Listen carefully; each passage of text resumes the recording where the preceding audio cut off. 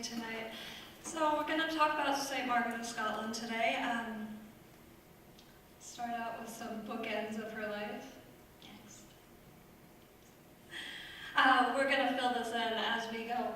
I know that you can't actually read this, so if I could just read it to you. She was born in 1045 and she died in 1093, and in between she was married to Malcolm III of Scotland in 1070 or 1069, nobody really knows. She was canonized first as a venerated saint in Scotland and then eventually in 1247 as a universal saint. So the sources that I'm going to be talking about tonight, the religious sources, there are several sources that you can get Margaret of Scotland information from, but we'll be focusing tonight on the religious ones. So the first of all, we have the Vita of Turgot, who was her confessor. And she brought him up from the monastery of Durham when she first became Queen of Scotland, and he served her until her death. And then at the end I'll make a couple of references to the Miracula, which is the compilation of 42 miracles that the monks at Dunfermline compiled at her shrine. So we'll start with her early life. Her early life starts in Hungary. She was born to the exiled king, Edward Atheling, and Agatha, who may or may not have been a Hungarian princess. She was raised in the court of St. Stephen, who himself was, obviously he was a saint, but it was a really religious household. She was trained to be holy, and from a very early age she wanted to dedicate herself to a sisterhood and become a nun, but because she was the firstborn daughter, that was very difficult for her to do. Her family ended up returning to England, and her father sadly died shortly thereafter, and following his death in 1066, after the Norman invasion, her mother took the remaining children and they had to flee, and they ended up blowing off course. The ship flew off course and they ended up in Scotland, where they were met by Malcolm III. He saved her. Wasn't that nice of him? So her brothers, because he was a king and because she was a princess, her brothers kind of pushed him into marrying him. And again, she wanted to be a nun. She wasn't entirely happy about that. But she said to herself and those around her that this was the will of God and she was going to do what she needed to do. And so they received the sacrament of marriage at the Abbey of Dunfermline, and maybe around 1070, as I said before. So Margaret and Malcolm, can you read these at all? No. Okay. I'll just summarize them so that we're not all here all night. These are quotations from Turgot's Vita. And the first one we have Malcolm being inspired by Margaret. So he was a little bit of a brutish man. He didn't read, he was a little bit smelly, he was a little bit dirty, he was a warrior, he was a typical medieval king. But when he met Margaret, he was inspired in alms and charity and overall virtue, and he was actually scared of her because she was so virtuous and so fiery that she would chastise everybody around her all the time. She sounds like she was also pretty irritating to live with. Always pointing out everybody's faults. And Malcolm would do things like take her prayer books because he saw that they meant so much to her, and even though he couldn't read, he would hold them and kiss them and venerate them because he was so inspired by her. So she was queen of the castle. We have up here, this is a chapel that's dedicated to her. It wouldn't have been around Edinburgh Castle when she was actually there. Her son built that for her, or rather for her memory.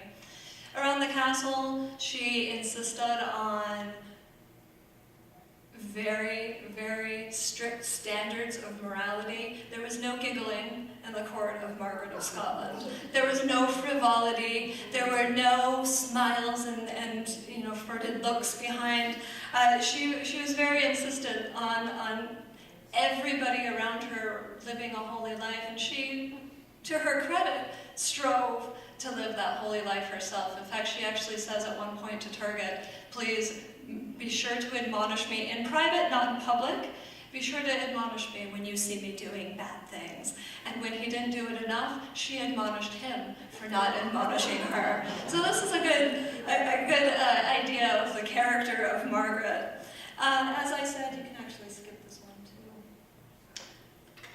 So as she was living in the court, she's famous for doing these things, like she would put up curtains and buy new furniture, but she was always reminding herself that that splendor was nothing but a veneer. She always reminded herself that it was all gold, but underneath it was all ashes and dust. And there we get a reference to Esther, which I'm going to be coming back to a little bit later.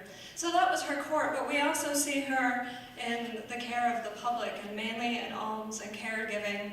We have a couple of really nice stories, really sweet stories. She would take children who would flock to her and hold them on her lap and feed them, make their gruel herself, and feed them with her own spoon. She always had time for everybody around her, and I find that very inspiring. She made time. They would flock to her, as Turgot tells us, as children do to an ever-loving mother, and that's really what she stood for in Scotland and as well as in her court. I can go 2 slides, since I know you can't read that one. So earlier I said that there are references in the life of Margaret to Esther, the epitomic biblical queen.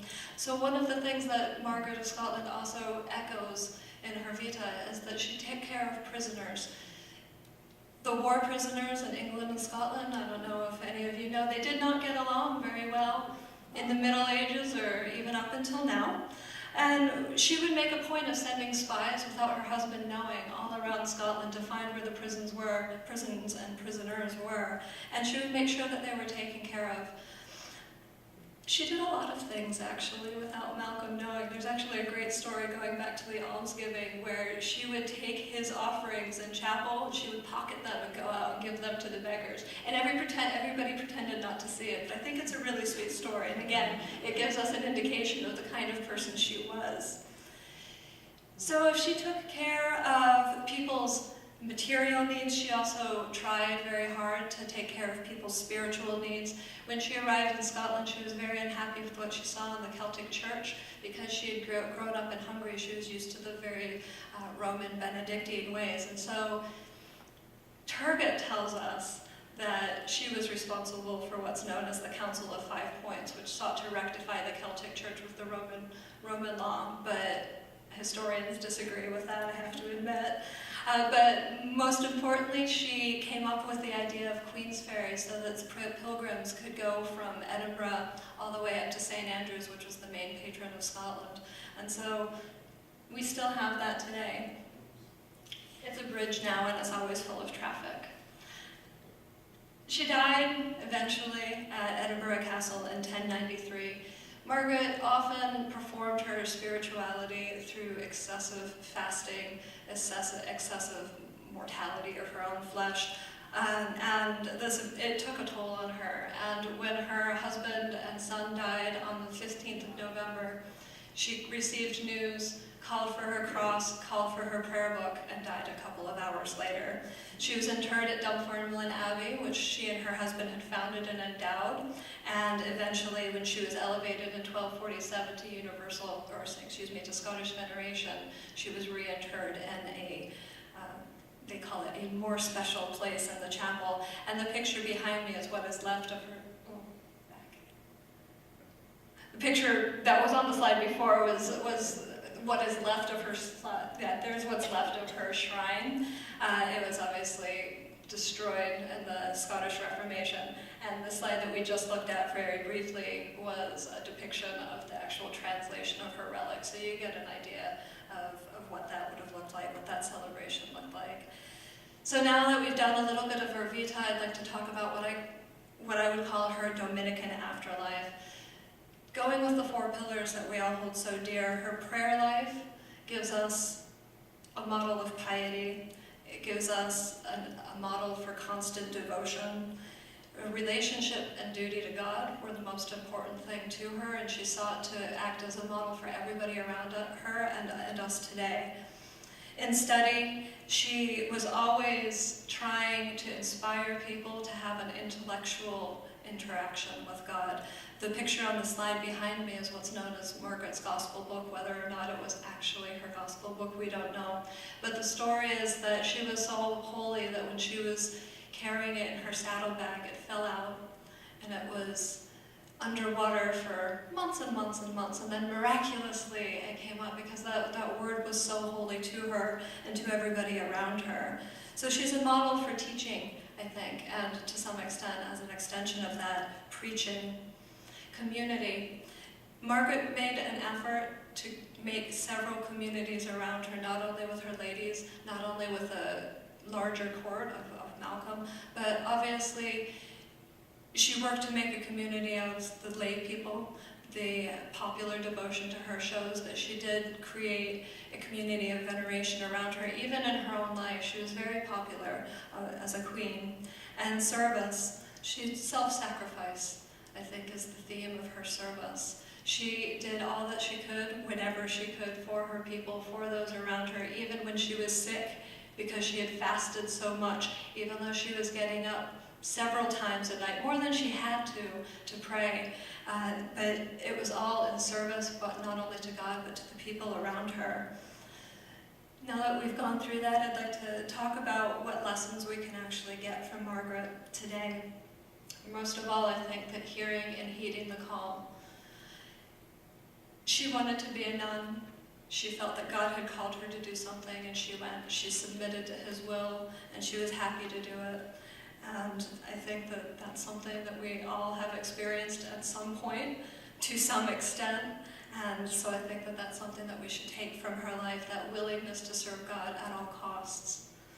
Secondly, the ministry to the poor and the sick. This is obviously something that I think this community does very well. But she went out of her way to help those who needed it, those who were suffering, those who had nothing when she had so much. And as that story that I told about stealing those coins from Malcolm shows, she was willing to give even other people's things. It's not quite a Robin Hood, but in some ways I think that there's something like that going on there. Thirdly, as I said earlier, there is no animosity like the animosity between England and Scotland in the Middle Ages. And I think that right now, in 2018, we're seeing a lot of political animosity. But what Margaret of Scotland teaches us to do is overlook that in the service of God and to work with each other to create peace and unity. That was something that she did with the refugees. That was something that she did with everybody around her. Next, speaking of refugees, she made a point of helping them. She made a point of giving comfort to those prisoners. She herself was a refugee, and she took that experience and offered it to God and turned it around and helped others. And so as we suffer, as we face adversity in our own lives, I think that she gives us a lesson to turn that around and use it for the good of other people. So justice and care for prisoners and refugees is an important part, I think, of her lesson for us today. Another very timely message that we can get from the story of Margaret of Scotland is her comfort for victims of domestic violence and sexual assault.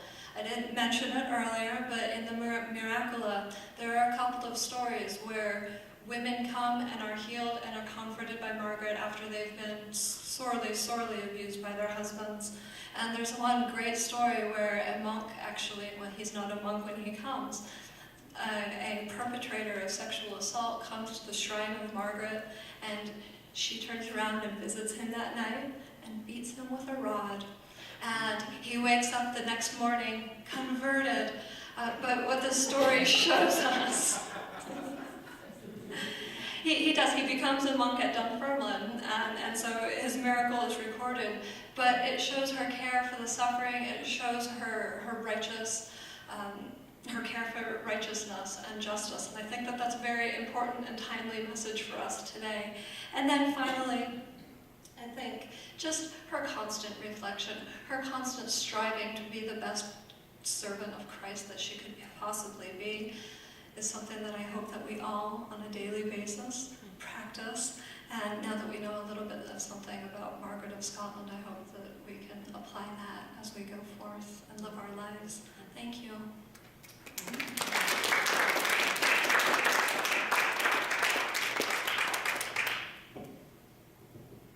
Anybody have any questions? The picture, Can you name some of the symbols that you would see in that window? Well, she's holding the gospel book, and that's one of her iconographic symbols, and that's that gospel book, that theoretically, that picture that I showed you earlier. And then the symbol above her is a sign that she's related to Edward the Confessor. So it's a way of linking her to this holy lineage. So the thing about Margaret of Scotland, and this is typical with medieval royal figures, is there's a holy lineage. So she was in St. Stephen's court, but she's related to Edward the Confessor, and her sons are also venerated in some respect. 3 of them became kings. So I think that's all I see. Is there any other symbol in there that you would like to talk about? I think that the people next to her are just showing the people that she was helping. The cross? That's the Edward the Confessor sign. That's her heraldry. Do you know what the scroll on the bottom reads? St. Margaret. This is actually the stained glass window that's in that Margaret chapel that I had the picture of a while ago.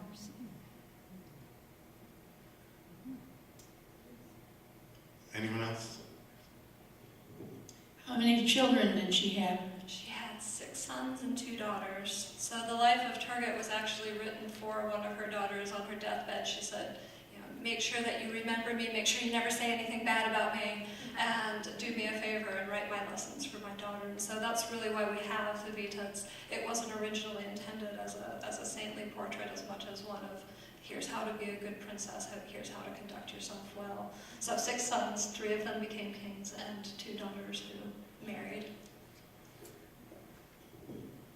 Why do the historians think that she was not present at the Council of Five between the Roman Catholics and the Celtic Spiritual? I'm sorry, I missed the beginning of that.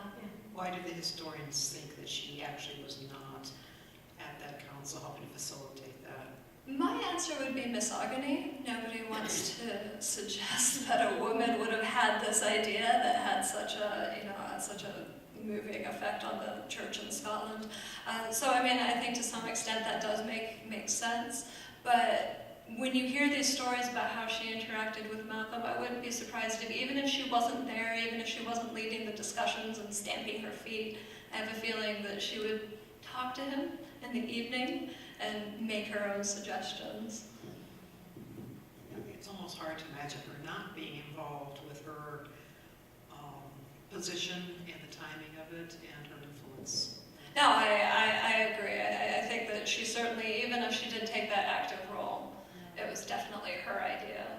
And, I mean, obviously Malcolm wasn't bothered about it before, so maybe this is just another example of her inspiring people to, towards righteousness and towards Christ, and in this case, Rome.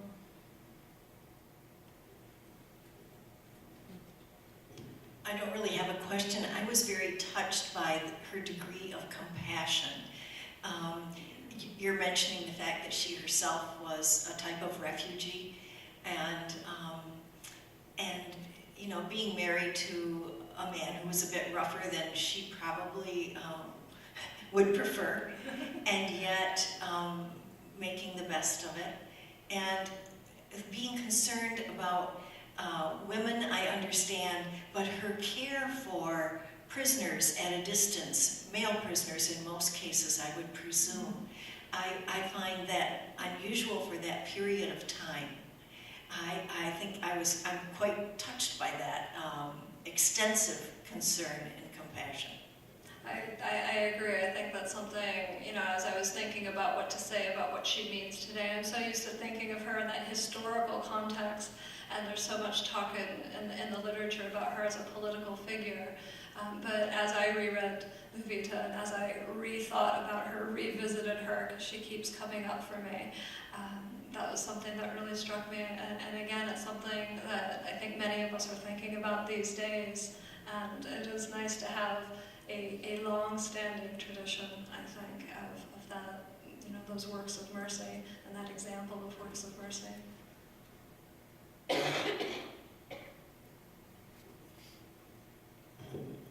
I've got myself, I'm a Franciscan, every day something comes, and they pick 15 women saints, and she was, a couple of days was just one of them.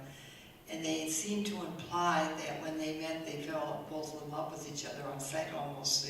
They did love each other in spite of the really big differences. And as you said, he was a soldier and a warrior and didn't even read or write, but she really had it wrapped around her finger. Oh, I think she did. And you see little pictures of a very sweet relationship. So when he caught her stealing his money, he was amused, and it tells us he was amused, and he would tease her and say, "I'm going to have you locked up, lady," and everybody would laugh and go about their merry way. And she was a part of her almsgiving. The reason Dunfermline Abbey right now, today, when you go and see it, the reason it's so nice is because she poured so much money into it, trying to appease God for the sins that she thought that Malcolm was making or doing. What battle was he killed in? Was it England against Scotland? It was the Battle of Alnwick. And her son, how awful. And what? Yeah. And her son. Yeah.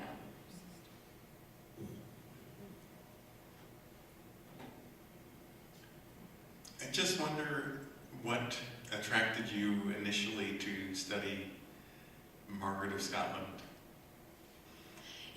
Very personal reasons, if you don't mind me sharing. I mean, part of it was that I was studying at Oxford, and I was doing Scottish saints' lives, so it was an obvious one, I think, on some level. But my grandmother had died, or my great-grandmother had died the year before, on November 16th. Her name was Margaret. November 16th was the obit of Margaret, and so I sort of made an emotional connection as I went through that grieving process. And also, a couple of months before I began my doctoral program, I had gotten married to my husband, who's in the front row here. And so I was thinking about what it meant to be a Christian wife, what I was doing, whether or not I had made a mistake. And so I was looking to her in some ways as a way to navigate those very new waters. So they're very personal reasons, but over the years I think I've come to appreciate her on a number of levels. And again, as Sister Mary Kay and I were just mulling over in some new ways even now, and I submitted my thesis in 2006. So the fact that she is reinventing herself in my life suggests that she's trying to tell me something. Any other questions? Thank you very much. Thank you.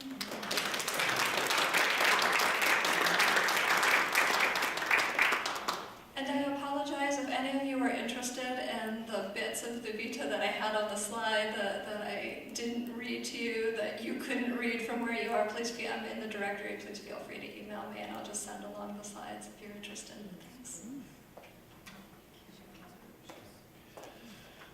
We have some refreshments available in the downstairs lobby, and we invite you all to come, not only to refresh yourselves, but to continue the conversation in a more informal setting. Also, anyone who is watching this on closed circuit who would like to come over, we'll be down there till about 7:30, so feel free. And finally, as is our tradition in the Saints series, we will be taking a winter hiatus so that people who are traveling to come see this from Grand Ledge or other places will feel safe coming in April, we hope. And April's topic will be St. Charles Luanga and companions, so that should be very interesting. We look forward to seeing you back in April. Thank you, and please head on downstairs. Thank you.